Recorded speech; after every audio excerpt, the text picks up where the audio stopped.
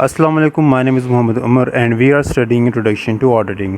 आज की क्लास में हम there are some important definitions and explanations जिनके बारे में हम थोड़ी डिटेल में बात करेंगे।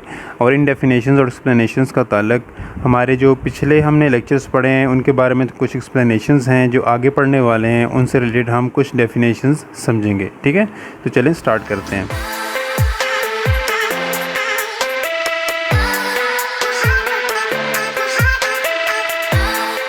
First of all, we will talk about definitions. Here we have only two definitions which are the classifications of auditing.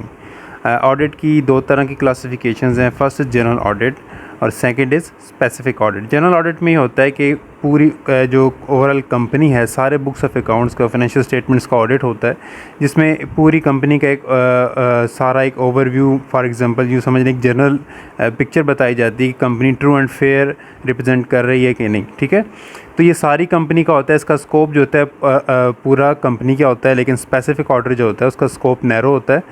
वो किसी डिपार्टमेंट या किसी पर्टिकुलर फंक्शन के ऊपर होता है कि इस डिपार्टमेंट, फॉर एग्जांपल परचेजेस हैं, पेरोल हो गया, सेल्स हो गया, मार्केटिंग या R&D, कोई भी इस तरह का डिपार्टमेंट है स्पेसिफिक जिसके ऊपर आप ऑडिट करना चाह रहे हैं, तो आप उसका एक उसे कहते हैं स्पेसिफिक ऑडिट।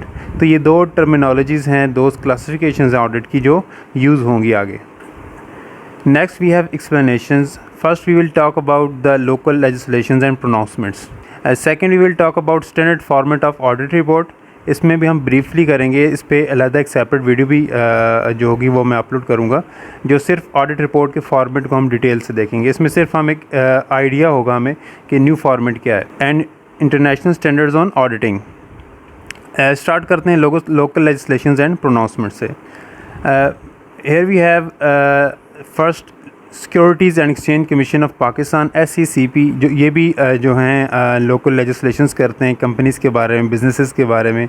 उसके बाद we have ICAP, institute of chartered accountant of Pakistan, इसके बारे में हम थोड़ी सी पहले बात कर भी चुके हैं। दैन कंपनीज़ ऑर्डिनेंस 1984, उसके बाद जो नया ऑर्डिनेंस है कंपनीज़ एक्ट 2017। तो स्टार्ट करते हैं हम यहाँ पे SECP से। Security exchange commission of Pakistan ये क्या है?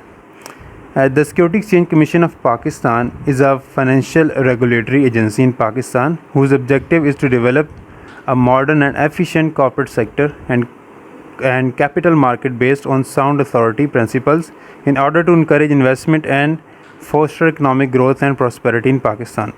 इसका मतलब क्या है? इसका मतलब ये है कि जो SECP है वो फाइनेंशियल रेगुलेशंस हैं, जो फॉर एग्जांपल आपका स्टॉक एक्सचेंज है, जितने भी आपकी शेयर होल्डर से रेलेवेंट आपकी जितना भी ट्रेड होती है प्राइमरी एंड सेकेंडरी मार्केट में, उसके हवाले से और कंपनीज़ के हवाले से जितना भी आपकी लेजिस्लेशंस हैं वो रेगुलेटरी बॉडी SECP है जो कि उसके बारे में कानून साजी करती है। उर्दू में इसको हम कहते हैं मामूरियत, तमस्सुकात व मुबादला पाकिस्तान। और इसके अलावा यह है कि अथॉरिटी प्रिंसिपल्स के हवाले से, और उसके अलावा इन्वेस्टमेंट को इनकरेज करने के लिए, कॉर्पोरेट सेक्टर जो है उसको फैसिलिटेट करने के लिए इसमें रूल्स एंड रेगुलेशंस बनाए जाते हैं। Second, here we have institute of chartered accountant of Pakistan ICAP के बारे में पहले भी हम बात कर चुके हैं। द चार्टर्ड अकाउंटेंट जो इंस्टीट्यूट है ICAP is a professional accountancy body in Pakistan, जो कि अकाउंटेंट्स के हवाले से स्पेशल एक रेगुलेटरी बॉडी है जो कि इनको ऑथराइज करती है। उसके साथ ये है कि as December of 2018 it has 9989 members working in and outside Pakistan में और पाकिस्तान से बाहर इसके 9989 मेंबर्स हैं जो मौजूद हैं, जिनके साथ इसका लिंक है।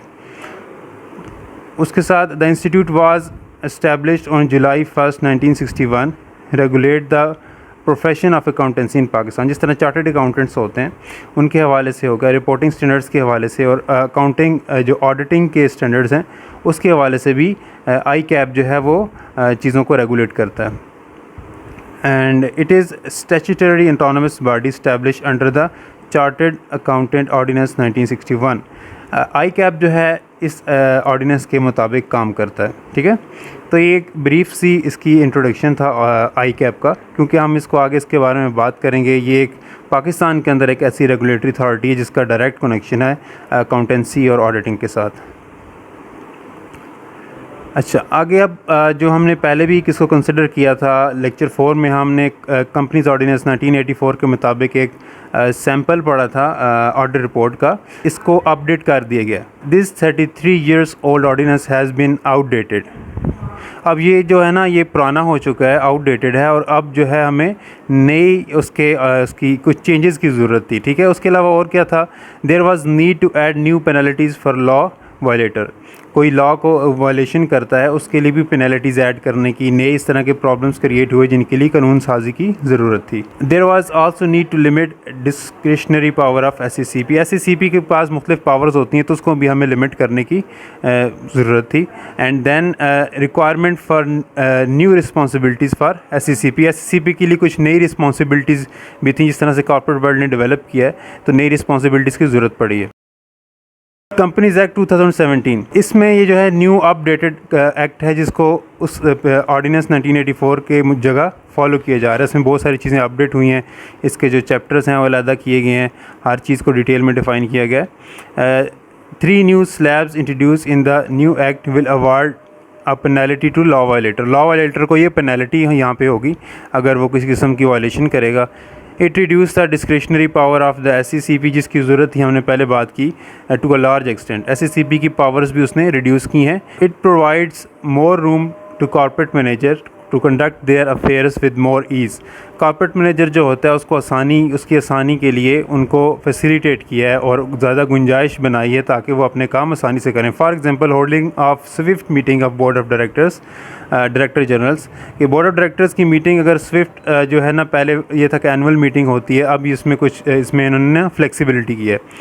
उसके साथ it provides new responsibilities for SECP। SECP के लिए नई जो रिस्पॉन्सिबिलिटीज़ इन्होंने मेंशन की हैं एक्ट 2017 में, उनमें से जो पर्टिकुलर हैं वो हैं कि authentication of sharia sector, classification of real estate and approval of companies merger. तो ये जो है, ये नए 3 उसमें रिस्पॉन्सिबिलिटीज़ ऐड की गई हैं। Standard format of audit report according to companies act 2017। इसके हवाले से मैं आपको ऑडिट रिपोर्ट शो करा देता हूँ। इसमें ये ऑडिट रिपोर्ट जो है, इसमें सारा वैसे का जो हमने पहले पढ़ा तो उसी तरह से मिलता जुलता फॉर्मेट है, लेकिन ये 3 पेजेस पे है। Independent audit report to members of insert name of company. यहाँ पे कंपनी का नाम लिखना है, ठीक है। और यहाँ पे आगे देखें कंपनी का नाम, ये डेट उन्होंने मेंशन की है, लेकिन आप डेट जो भी उस कंपनी के हवाले से ऑडिट की डेट है वो मेंशन कर सकते हैं। यहाँ पे इन्होंने मेंशन किया है कि जो रिपोर्ट है वो that's according to the companies act 2017। और फिर यहाँ पे मैं सिर्फ हेडिंग्स बता रहा हूँ आपको। बेसिस ऑफ ओपिनियन की बेसिस क्या थी? आपने ISA को फॉलो किया, जिस तरह से यहाँ पे लिखा हुआ ना, ISA को ये बेसिस थी, और उसके बारे अलावा और भी जितनी भी बेसिस थी उनके बारे में भी बात की हुई है। Responsibilities of management and board of directors for financial statement, वो भी मेंशन की हुई है। बताया गया है कि IFRS को फॉलो करना है उनके लिए ज़रूरी है, उनकी रिस्पॉन्सिबिलिटीज़ भी शामिल है। Auditors responsibility for the audit of financial statement. Financial statement के ऑडिट के लिए ऑडिटर की क्या रिस्पॉन्सिबिलिटीज़ हैं, उनको भी यहाँ पे बताया गया है। जिस तरह से ISA में ऑडिटर्स की रिस्पॉन्सिबिलिटीज़ मेंशन होती हैं, और ICAP भी जो है वो इस चीज़ को रेगुलेट करता है कि ऑडिटर्स की क्या क्या रिस्पॉन्सिबिलिटीज़ होंगी। अच्छा, आगे देखते जाएं तो report on the audit of financial statement, यहाँ पे वो अपनी रिपोर्ट देता है फाइनेंशियल स्टेटमेंट्स के हवाले से। देखें यहाँ पे इन्होंने जो कंपनीज एक्ट 2017 है उसके सेक्शंस की भी बात की हुई है आगे, कि किस किस के मुताबिक हमने क्या चीज़ करनी है। और लास्ट में जिस तरह से हमने ज़कात डिडक्टेबल के बारे में बात की थी, तो यहाँ पे नो ज़कात डिडक्टेबल अंडर द ज़कात एंड उशर ऑर्डिनेंस 1980, इसी के बारे में हमने लास्ट रिपोर्ट में भी बात की थी। एट दी एंड हम ज़कात के उसके बारे में जो अलाउंस होता है उसके बारे में बात करते हैं। फिर यहाँ पे देखें तो एंड पे डेट, प्लेस, और यहाँ पे name of auditor, name of engagement of partners. जिस तरह एंड पे नाम होते हैं, जिस तरह से हम कोई भी रिपोर्ट देते हैं तो एंड पे सिग्नेटरी होती हैं जिन्होंने वो रिपोर्ट बनाई होती है और जिनको दी जाती है, तो ये सारी चीज़ें मेंशन होती हैं। तो यहाँ तक हमारी रिपोर्ट कंप्लीट हो जाती है। 3 पेजेस की रिपोर्ट है, एक सैम्पल। तो ये इससे आपको आइडिया होगा। इस पर एक स्पेशल कंप्लीट वीडियो होगी जिसमें हम देखेंगे कि इसके अंदर क्या क्या बातें की गई हैं, ठीक है। वापस चलते हैं, ये इसके ऊपर हमने बात कर ली। उसके बाद देखते हैं कि international standard on auditing, ISA क्या चीज़ है, ठीक है। ये आगे थ्रू आउट द कोर्स हमारा ज़्यादा फोकस ISA के ऊपर होगा, इंटरनेशनल स्टैंडर्ड्स ऑन ऑडिटिंग पे। International Standards on Auditing (ISA) are professional standards for auditing of financial information. These standards are issued by International Federation of Accountants (IFAC) through the International Auditing and Assurance Standard Board (IAASB). अच्छा, ये दो bodies बताई गई हैं, एक international federation of accountants और दूसरे number पे IAASB जो है, ये दोनों जो है ये दोनों इशू करते हैं इंटरनेशनली ISA जो हैं, जो कि अकाउंटिंग ऑडिटिंग के कौन कौन से स्टैंडर्ड्स हैं जिनको फॉलो करना ऑडिटर के लिए ज़रूरी है। ठीक है, जिस तरह हमने ऑडिट रिपोर्ट में देखा था कि ऑडिट रिपोर्ट ने अपनी रिस्पॉन्सिबिलिटीज़ मेंशन की हुई थी, तो वो रिस्पॉन्सिबिलिटीज़ ISA ने जो बताई हैं उनके अकॉर्डिंग है सारी। ठीक है, वो जो ऑडिटर को कैसे पता चलता है मेरी रिस्पॉन्सिबिलिटीज़ क्या हैं, तो वो ISA देखते हैं, इंटरनेशनल स्टैंडर्ड्स ऑन ऑडिटिंग देखता है, वहाँ से उसको आइडिया होता है। And last, the standards cover various areas of auditing, मुख्तलिफ एरियाज़ के ऊपर ये काम करता है, इंक्लूडिंग रिस्पेक्टिव रिस्पॉन्सिबिलिटीज़ कि रिस्पॉन्सिबिलिटीज़ क्या हैं, हमने इसमें बारे में ऑडिट रिपोर्ट में हमने देखा भी है। Audit planning, internal control, audit evidence using the work of other experts and मतलब फॉर एग्जांपल किसी और एक्सपर्ट ने भी किसी कंपनी का ऑडिट किया है तो आप उसको भी रेफ़र कर सकते हैं।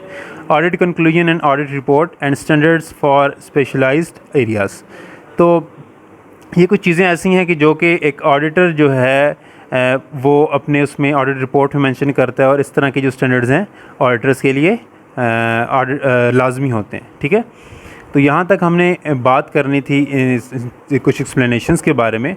नेक्स्ट क्लास में हम ऑडिट के टाइप्स को देखेंगे, ऑडिट की टाइप्स को, उसके साथ फिर हम advantages and disadvantages of audit देखेंगे कि ऑडिट करने के फ़ायदे तो हमने किसी हद तक हमें समझ आ गई है, डिसएडवांटेजेस क्या क्या हैं। ठीक है, थैंक्स फॉर वॉचिंग, मिलते हैं नेक्स्ट वीडियो में।